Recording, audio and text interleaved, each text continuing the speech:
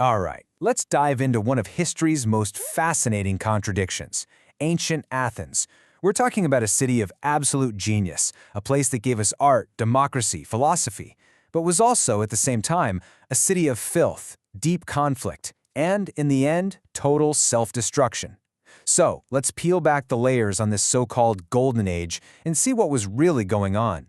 So when you think of ancient Athens, this is probably the image that pops into your head, right? The incredible Acropolis, just gleaming in the sun. I mean, this is the cradle of Western civilization. Democracy was literally invented here. Thinkers like Socrates and Plato walked these streets. The standards for beauty in art and architecture were set for, well, forever. It was, in so many ways, the perfect idea of a city. But the reality on the ground, well, that was a whole other story. And there it is. While the greatest minds in history were debating the very nature of the human soul, everyone else was basically wading through mud and trash. This quote just cuts right to the heart of the Athenian Paradox, doesn't it? The city's public face was this vision of divine perfection, but the daily, private experience, it was anything but. So you have to ask yourself, how could these two completely different worlds even exist in the same place? Okay, let's start right there, with that massive gap between the city's brilliant ideas and the, let's be honest, pretty primitive reality of just living there day to day. Now, what's so wild about this is we're not talking about the home of a poor person. No, this was the house of a wealthy Athenian. Just try to picture it. Your house has no windows facing the street, just blank walls mostly for security. Inside, when you cook, the whole place just fills with smoke that stings your eyes because there's no chimney. And forget about bathrooms. There's no plumbing, no drainage, nothing. All the water you use for cooking, cleaning, everything has to be hauled in heavy jars from a public well by your slaves. So at the exact same time they're building the Parthenon, this absolute marvel of engineering, their home life is, well, it's something we would find genuinely shocking today. And the friction didn't stop there. It was ripping through the city's schools, too. We're talking about a massive conflict over education. This wasn't just about what kids should learn. It was a full-on battle for the minds of the next generation. So who was going to win? The old, timeless traditions or this radical new way of thinking? You can see the huge divide right here. On one side, you have the old school. This is all about memorizing the epic poems of Homer, learning music, basic reading and writing. It was about becoming a good Athenian by soaking in the culture. But then the sophists show up. These guys were like professional, traveling lecturers. You pay them for a kind of higher education. They taught skills you actually needed in a democracy, like public speaking, but also math and astronomy. And here's the real bombshell. They taught their students to question everything, and I mean everything, up to and including whether the gods, who were supposed to protect the city, even existed.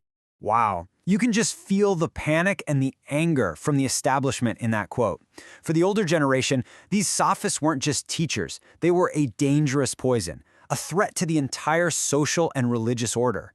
I mean, think about it. If you can question the gods, you can question the laws, the government, the whole shebang.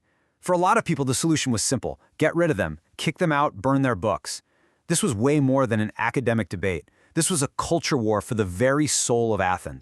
And you know, this culture war wasn't fought in secret meetings or pamphlets. Nope, it was a giant public spectacle. The battle for Athens' soul was happening right out in the open for everyone to see, in the city's huge theaters and in the middle of the crowded marketplace. And this was the main arena. Look at this place. This theater wasn't just for a fun night out. It was more like a form of mass cultural therapy. This is where the biggest questions about the gods, about justice, about what it means to be human were debated in front of pretty much the entire city. Can you imagine? 17,000 people all gathered together watching plays that tackled the most divisive issues of the day head-on. And on that very stage, two absolute giants were battling for the city's heart.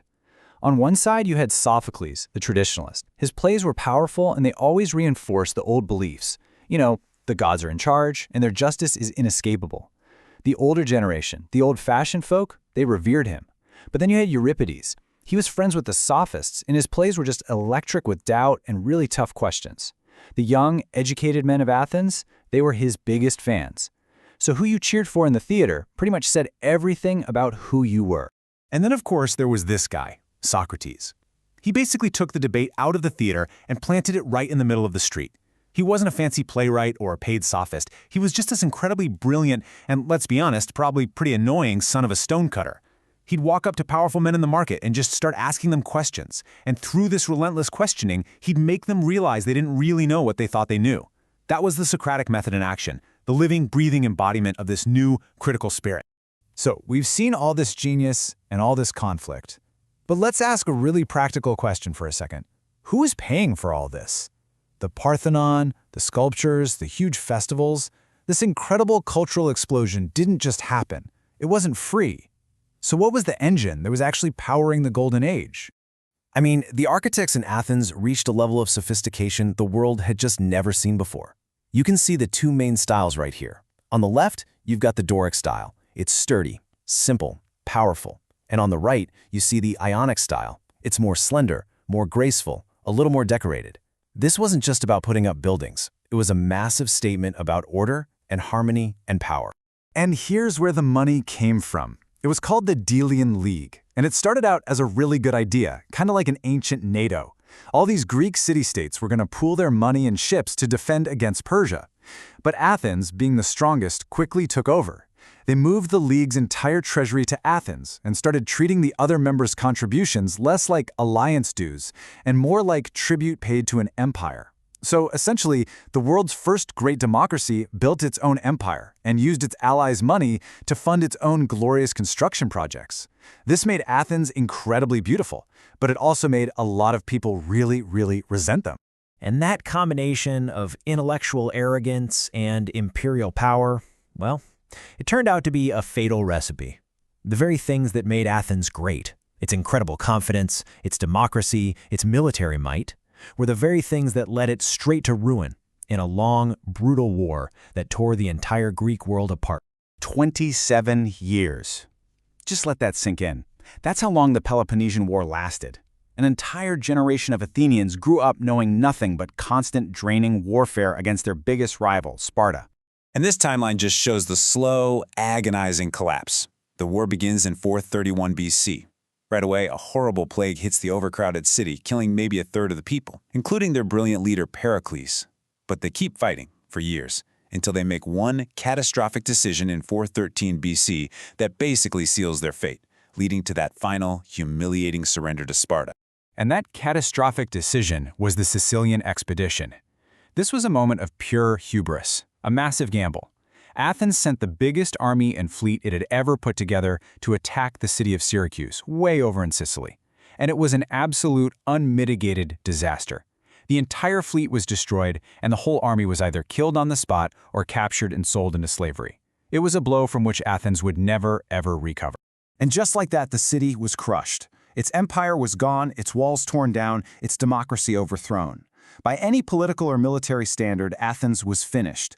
But here it is, the ultimate paradox of Athens. It was in the ashes of that total, crushing defeat that its greatest and most lasting legacy was really just beginning. I mean, this sequence of events is just staggering when you think about it.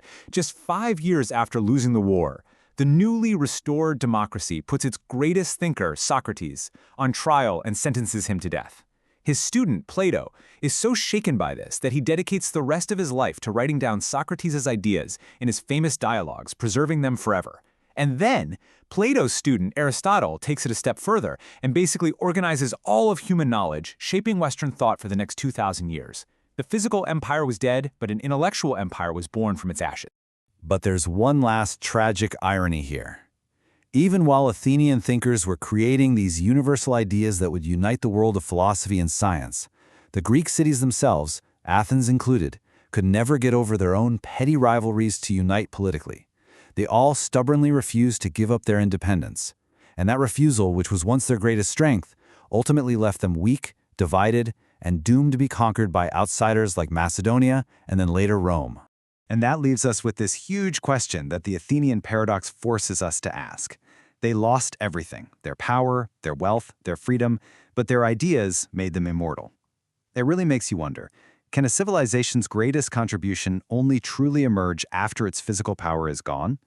Is it possible for a society to be a dominant world power and a source of timeless wisdom at the same time? The story of Athens seems to suggest maybe not. What do you think?